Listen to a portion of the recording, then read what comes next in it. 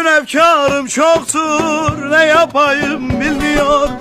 Bugün efkarım çoktur, ne yapayım bilmiyor. Bıraktı gitti beni, onu çok özlüyorum.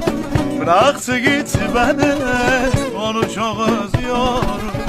Bıraktı gitti beni, onu çok özlüyorum. Bıraktı gitti beni, onu çok özlüyorum. Işıkları söndürün, ağlamak istiyorum. Gözyaşımdan kime ne, onu çok özlüyorum.